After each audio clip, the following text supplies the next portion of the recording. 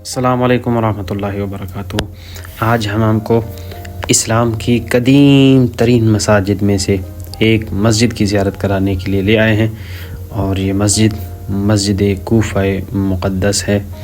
آج شب جمعہ ہے اور ہم اس مسجد میں آئے ہیں تاکہ یہاں پر نماز ادا کریں، کیونکہ اس مسجد کے اندر ایک واجب نماز پڑھنا ایک حج کے برابر ہے، اور ایک مستحب نماز پڑھنا یہاں پر مسجد کوفہ میں ایک عمرے کے برابر ہے، یعنی حج اور عمرے کا ثواب عطا ہوتا ہے اگر انسان واجب یا مستحب نماز اس مسجد کے اندر پڑھتا ہے۔ بلکہ امام جعفر صادق علیہ السلام فرماتے ہیں، اگر لوگوں کو پتہ چل جائے کہ مسجد کوفہ کی فضیلت کیا ہے تو دور دور سے اپنے سفر کر کے اس مسجد میں آ کر نماز پڑھیں گے۔ اس مسجد کی پہلی زیارت کروانے کے لیے ہم آپ کو لے کر جا رہے ہیں۔ یہ وہ مقام ہے جسے مقام نبی محمد صلی اللہ علیہ وآلہ وسلم کے نام سے یاد کیا جاتا ہے، کیونکہ نبی اکرم صلی اللہ علیہ وآلہ وسلم جب معراج کے لیے براق پر سوار ہو کر عرش کی طرف گئے تھے تو یہ وہ مقام ہے جہاں سے نبی اکرم صلی اللہ علیہ وآلہ وسلم عرش پر اسی مقام سے گئے تھے، اور جب جبرائیل سے پوچھا تو بتایا گیا کہ یہ مسجد کوفہ ہے، اور ہر نبی نے اس مسجد کے اندر عبادت کی ہے اور نماز پڑھی ہے۔ جناب رسول خدا نے 2 رکعت نماز پڑھی اور یہاں سے عرش کی طرف سفر شروع ہوا۔ اور یہ جو مقام ہے دوسرا، یہ مقام ہے حضرت نوح علیہ السلام کی قوم کو جب خدا نے غرق کرنا چاہا تو جو طوفان آیا تھا پانی کا، اس طوفان کی ابتدا اس جگہ سے ہوئی تھی۔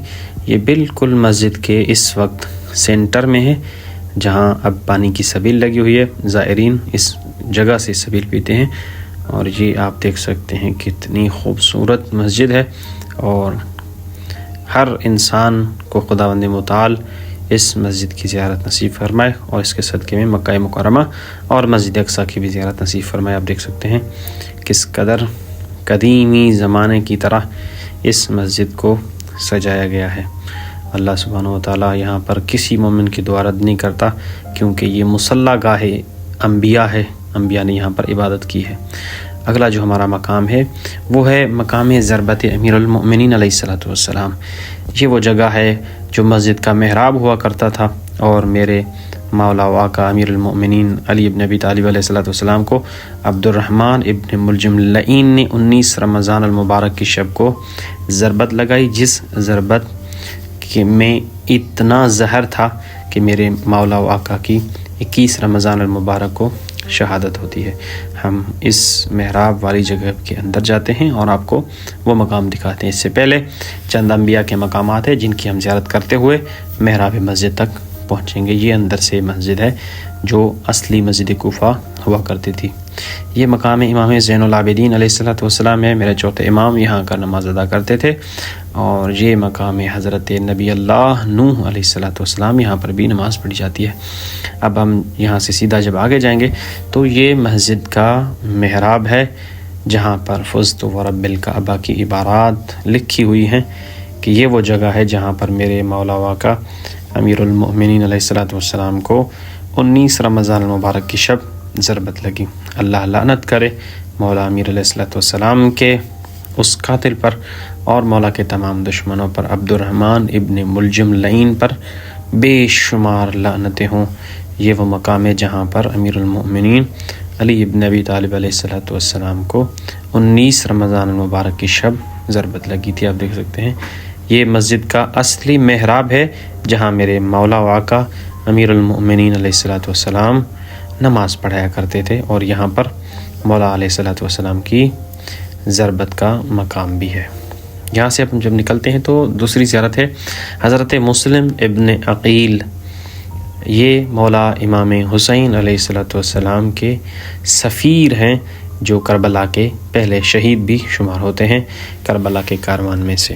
حضرت مسلم ابن عقیل ابن ابی طالب علیہ السلام، امام حسین علیہ السلام کو جب کوفہ والوں نے خط بھیجے کہ آپ آئیں اور ہماری ہدایت فرمائیں اور ہمارے حاکم بن کر رہیں، تو امام حسین علیہ السلام نے سب سے پہلے حضرت مسلم ابن عقیل کو کوفہ کی طرف روانہ کیا تاکہ وہ کوفہ کے حالات کو دیکھ سکیں۔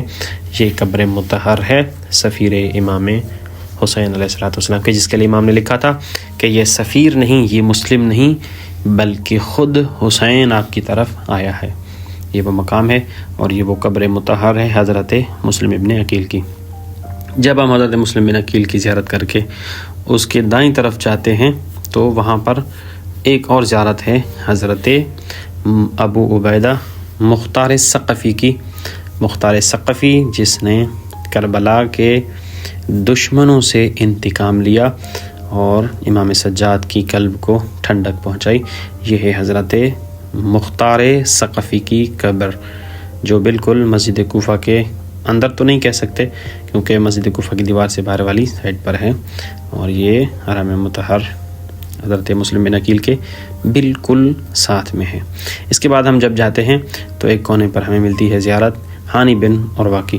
ہانی بن عروہ یہ وہ شخص تھا کہ جو مولا امام حسین علیہ السلام کے بھیجے ہوئے صحابی کو، یعنی مولا کے بھیجے ہوئے سفیر کو اپنے گھر میں جگہ دیتا ہے، بطور مہمان اسے اس گھر میں رکھتا ہے، اور محب اہل بیت تھا۔ اور اسی ہانی بن عروہ کو مسلم بن عقیل کی جگہ دینے کی سزا دی گئی اور شہید کیا گیا۔